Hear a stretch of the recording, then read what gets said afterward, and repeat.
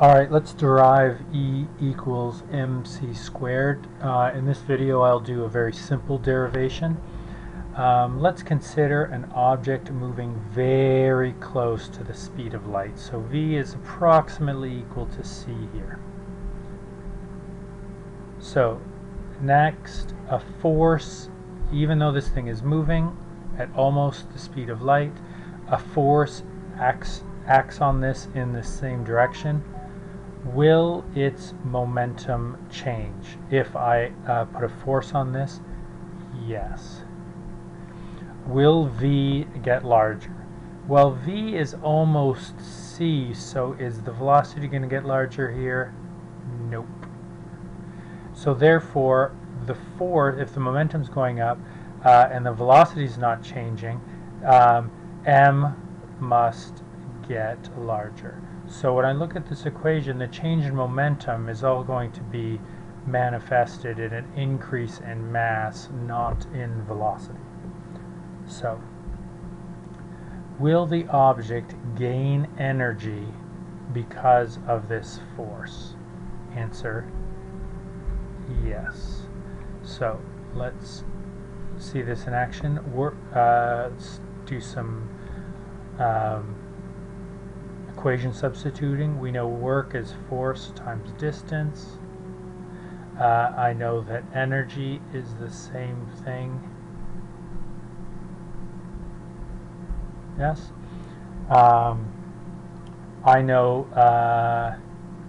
in 1 second, let's just say we're going to talk about a 1 second time interval.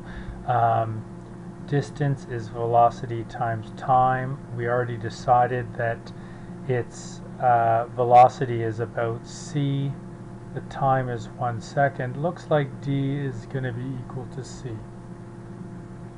So therefore, E equals fc. Now, over here, I know that momentum is equal to, the change in momentum is equal to impulse. Impulse is force applied over some time, and the change in momentum is mv.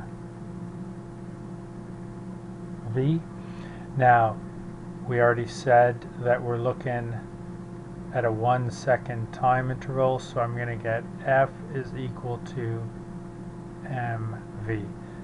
Now, also too, we decided that the velocity of this thing is pretty much c, so therefore mc. Now when I take this guy, I bring it over here,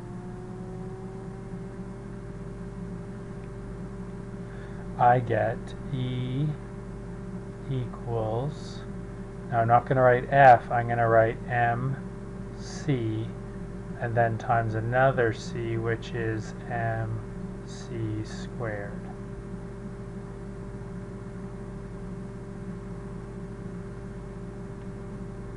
Mind blown.